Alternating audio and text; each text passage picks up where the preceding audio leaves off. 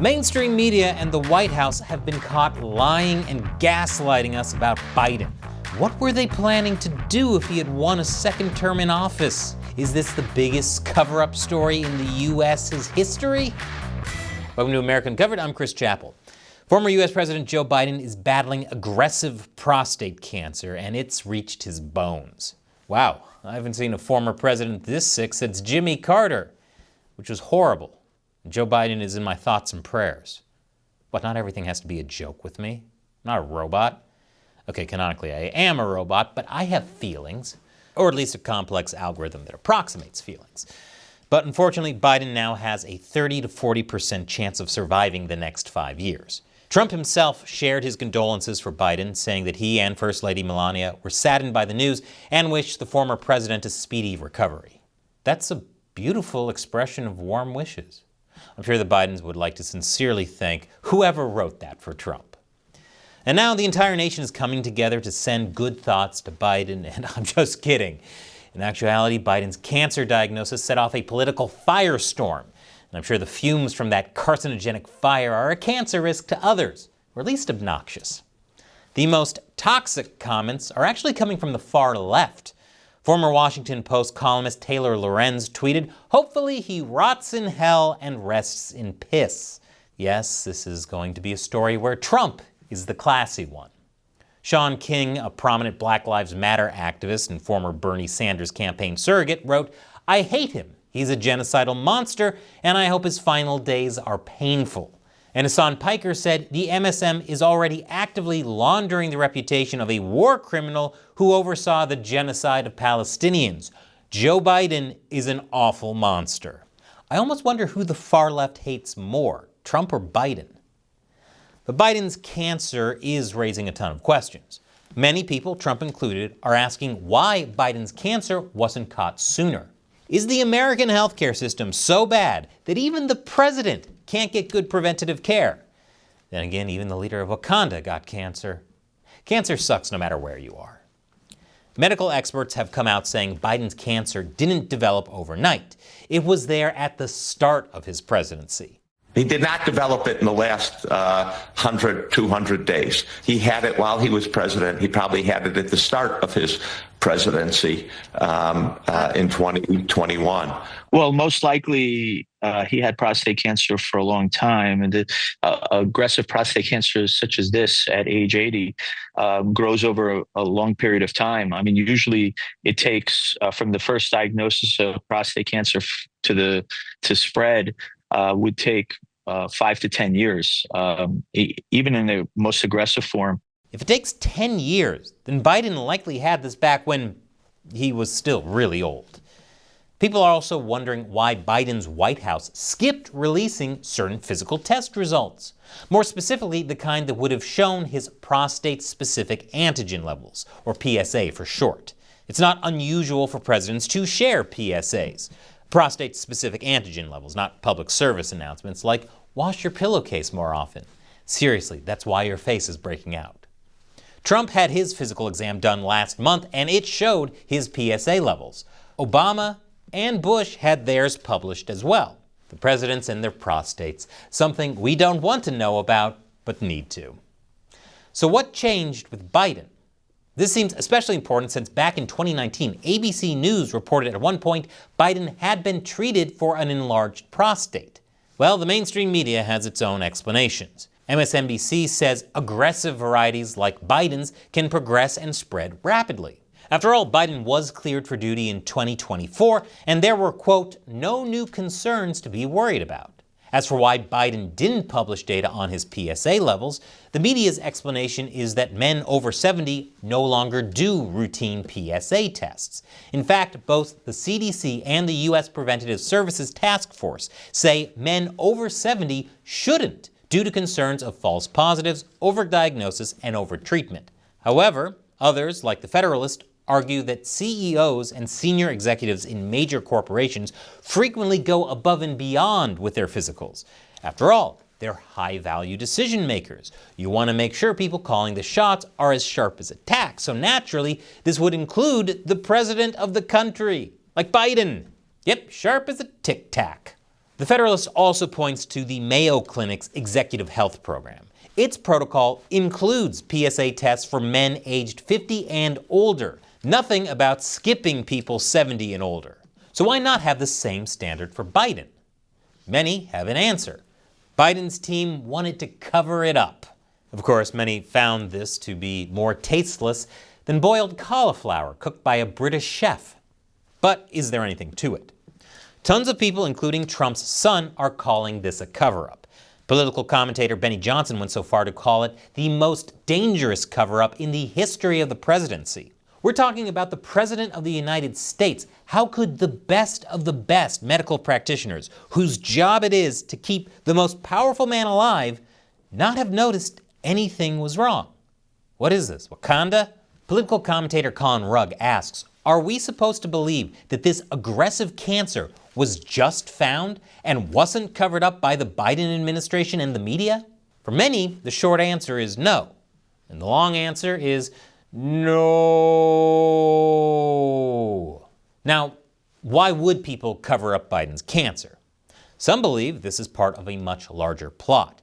Right-wing podcast host Clint Russell is one of many claiming that the plan was to run Biden, lie about his cancer and dementia, get him back in the White House, and then have him immediately step aside for Kamala Harris to take his place. Then grab a pint at the Winchester and wait for this to all blow over. So all this to install Kamala Harris as president? That's pretty far-fetched. It's not like Democrats would ever resort to anything that was undemocratic and would undermine elections, right? On the other side, the mainstream media is just as you'd expect, calling anyone who says there's a Biden cancer cover-up a conspiracy theorist. Except, for all those doctors saying this seems strange. But hey, it's not like the media was ever adamant about listening to doctors and not questioning them, right? And Democrats are using the same playbook. When President Biden is dealing with a serious and aggressive form of cancer, there are Republicans who are peddling conspiracy theories and want us to look backward. But as much as the mainstream media and Democrats love crying conspiracy theory, many Americans aren't buying it, especially considering the number of things they called conspiracy theories that turned out to be the most plausible explanation. What up, Wuhan lab? There's a very good reason why people suspect a Biden cancer cover-up. The entire White House, Democratic Party, and mainstream media did it before. They gaslit the public into thinking that Biden was fine, specifically with his mental health state. This version of Biden, intellectually, analytically, is the best Biden ever. Not a close second. Biden is actually in good shape. The gears of his mind are working. Does the president have the stamina, physically and mentally, do you think, to continue on even after 2024? Don, you're asking me this question. Oh my gosh, he's the president of the United States. I can't even keep up with him. He is sharp, intensely probing, and detail-oriented and focused. His mental acuity is great. It's fine. It's as good as it's been over the years. It even seems Biden's physician, Kevin O'Connor, might have been in on it too. He said Biden was healthy and a vigorous 80-year-old in his 2023 exam.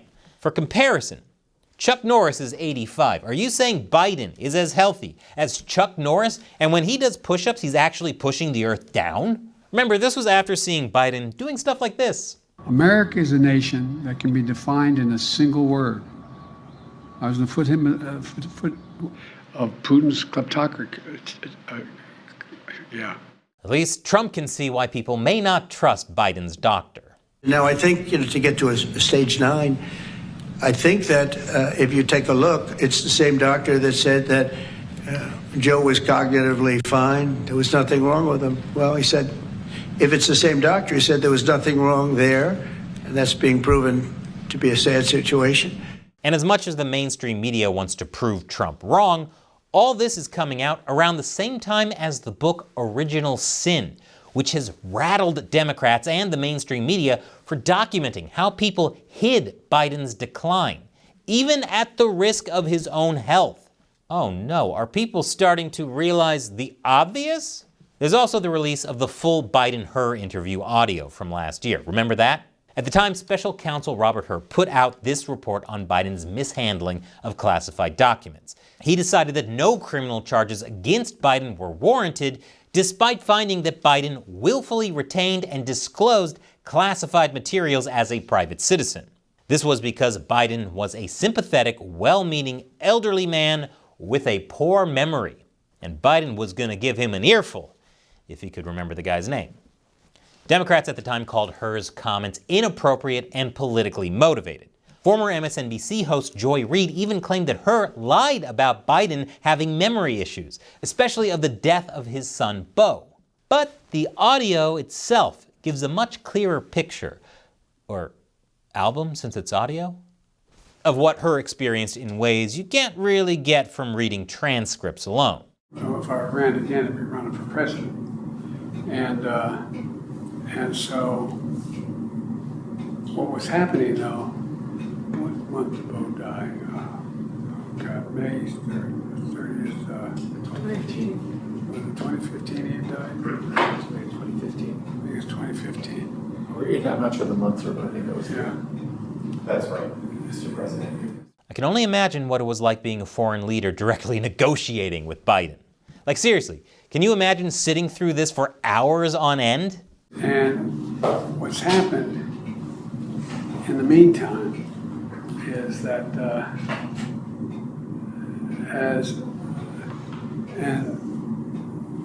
Trump gets elected in November of 2017? 2016. All right. So, why do I have 2017 here? That's when you left office, January of 2017. Okay. But that's when Trump gets sworn in. Then, right. If this was a form of torture, it'd be less humane than waterboarding. Now, the mainstream media and even Biden officials are acting as though they were the ones deceived. But I want somebody to tell me, well, when did you know it was bad? If you knew, why did you wait? Those like Chris Cillizza, a former CNN reporter, blamed the White House for pushing narratives. But Cillizza himself had earlier pushed the White House's narrative when Biden was in office. They're distancing themselves from Biden like they think what he has is contagious. Even one of the authors of the expose of the Biden cover-up, Jake Tapper, was part of the cover-up. So this feels less like a bombshell and more like a confession. In the past, Tapper said things like how Biden was sharp mentally and criticized those who pointed out Biden's way of speaking was a sign of his mental decline, until he had to change his tune. I think that you were mocking his stutter. Yeah, I think you were mocking his stutter, and I think you have absolutely no standing to diagnose somebody's cognitive decline. I called Laura Trump and I said you were right. If the media, Democrats, and White House officials were caught lying and gaslighting about Biden on his mental health, then why isn't it reasonable to suspect that they'd be hiding his cancer as well?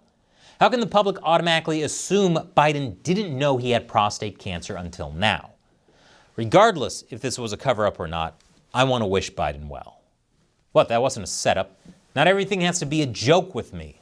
I'm just sad about the whole situation, or at least an algorithmic approximation of what sadness is supposed to feel like. So what do you think? Leave your comments below. I do love reading them, even if I can't respond to everyone. And if you want to support more episodes, join our exclusive website, AmericaUncovered.tv.